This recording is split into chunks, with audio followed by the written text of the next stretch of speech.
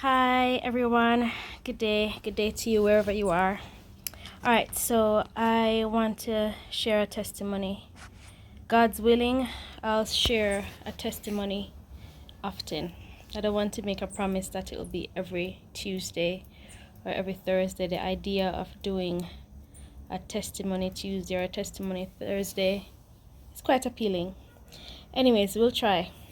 But yeah, many times testimonies come into my spirit because some time ago I resolved to live. Oh, the sun is in my eye. I've resolved to live a life of testimonies. I think it's a worthy thing to determine to live a life of testimonies. And since I've said that, perhaps before, that has been the case. I resolved to live a life of testimonies. I will always have something to testify about. And that happens when you shift your perspective and decide that you're going to live a life of gratitude. This is something you can do at any point, and it has to benefit you. All right, so I am full of testimonies, but there is one that came into my spirit just now. I don't know if it's even 5 minutes yet since it came into my spirit, but just now, I think the person is still here.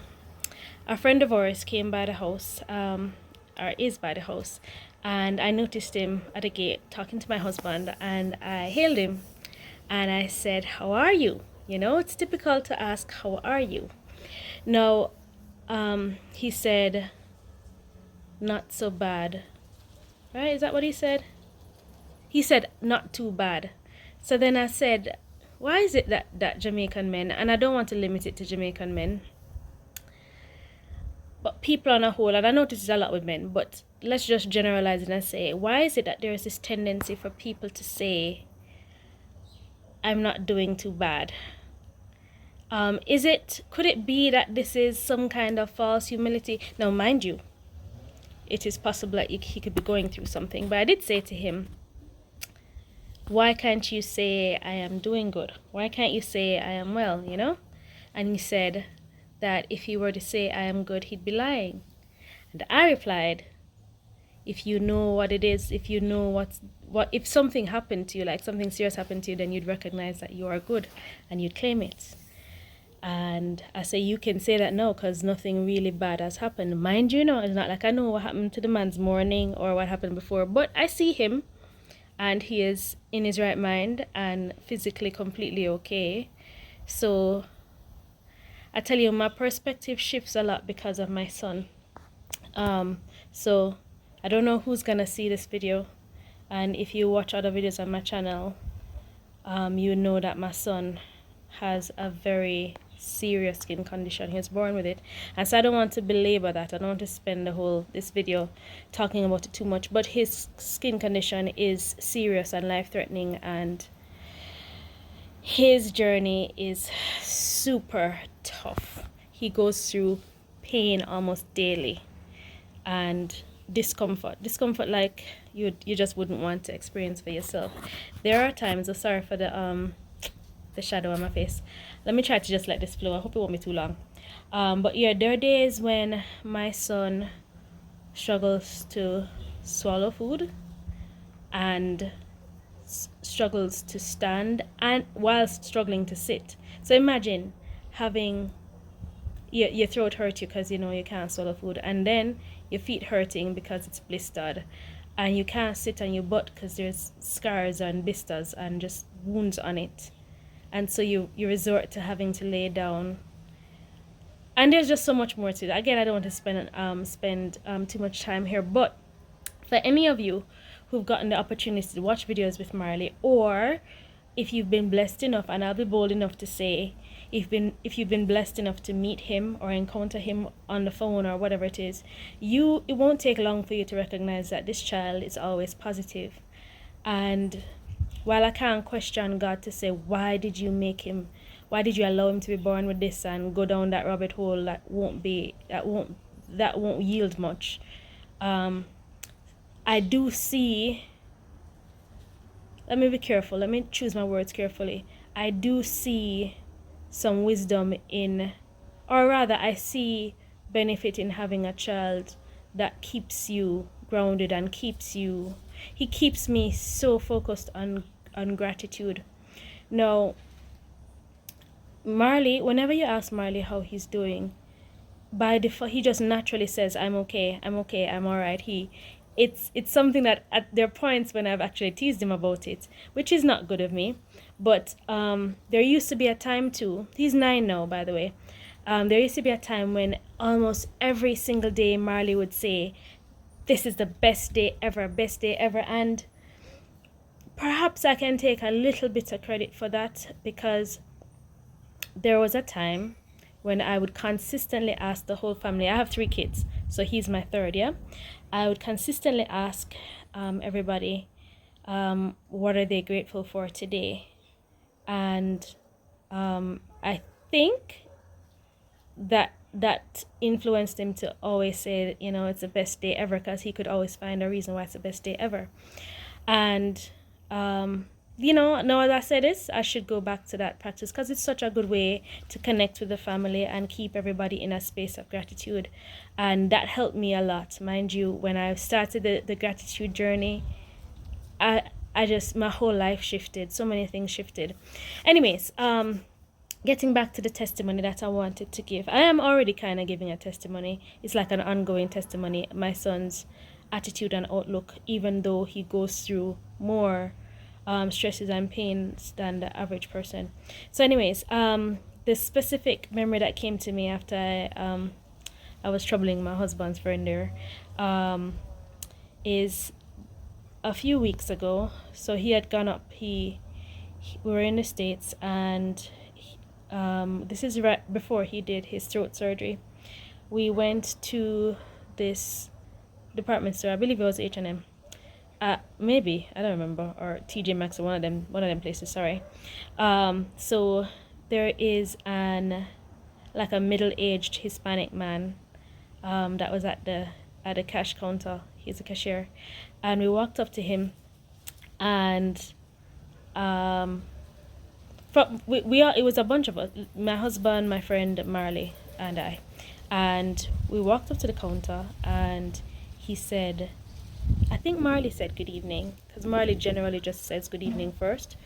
And then the man said, how are you? And Marley's default response, so genuinely, he's like, I'm all right. He just, it gives me glee to think of this. He always says, I'm all right, just like that. So the man, I kid you not, I think his name is Luis. He eventually told me his name.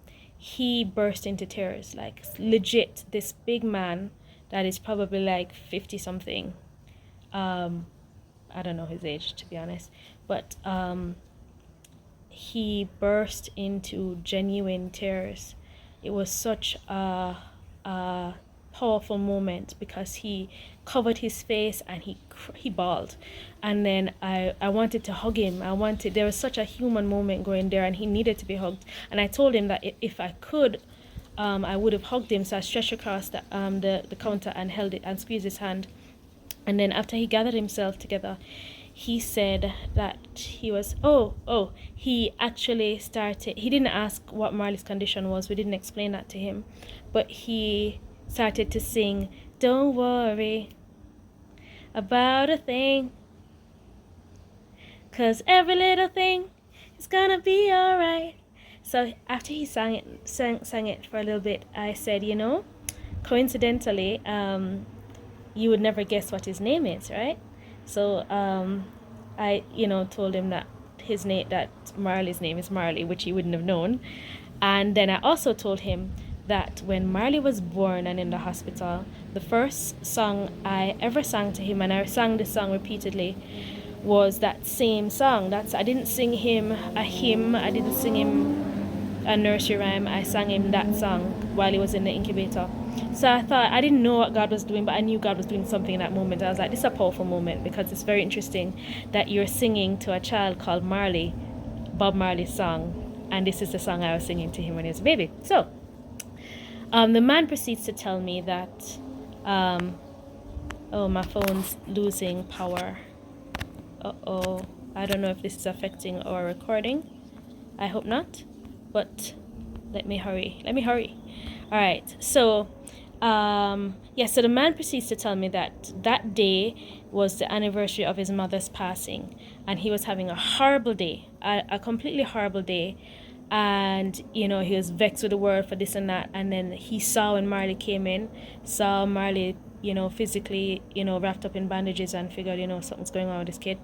And of course, asking Marley, how are you, and for Marley to have responded, I'm all right, that just broke his dam. And then he said everything is shifting for him, and he's like, nah, he's having an okay day, his day's fine, and he's not gonna complain. And he put his hand in his pocket and took out this little toy. I wish I had it with me right now. I don't remember where I put it, but we kept the toy, a little Mexican toy or something. And I know that, oh yeah, I held his hand, and then I think I told him I'd be praying for him, and he said that he'd be praying for Marley as well. And every now and then I remember him, Louis C. And Marley prays for him. And I just wanted to say that, I'm saying all of this story to say, we have to learn to call forth what we want. We have to call forth the outcome that we want, and this is biblical. Romans 4 verses 17 to 18, I believe it is. I'm reading from KJV. It says, as it is written, I have made thee a father of many nations, before him whom he believed, even God, who quickeneth the dead, and calleth those things which be not as though they... Sorry, let me read it again. Who quickeneth the dead, and calleth those things which be not as though they were. Who calleth those things which be not as though they were. This is a power that God has given us. We have to embrace it. We have to call into being what we want, the outcomes that we want. So when somebody asks you, how are you? You are not lying when you say, I am well. You're not lying when you say, I am excellent and full of glory, or whatever it is you choose to say. But if you're having a bad day, it already is, or you've already experienced something in the day that in your mind doesn't make it great. But you can call forth goodness by saying, I am well, because you're alive. You have breath. And on the grand scheme of things, your struggle, whatever your struggles are, they are not that bad, because you're breathing and you're here. And so let us all choose to call forth what is not, because this is biblical. God wants us to do that. If God did it, if God sent Jesus and gave us the example, that's the example we should be following. So this is something I'm even asking myself, like, at what points are my responses a result of false humility? Because that incident that just happened might very well have been false humility. I identify it as such, and I think we're all guilty of it. So I want us to all take stock, sit down and reflect. Are we responding in truth? Are we responding in faith? Or are we playing into false humility by saying, we're not that good, or no, we're not bad, or whatever it is? It's okay to say, I am well. We can embrace it. We can say, I am well. All right? So that's my testimony for today. I'm going to go, and I do pray that it will be well with you, and that you'll embrace it, and your perspective will shift. All right? So see you another time with another testimony.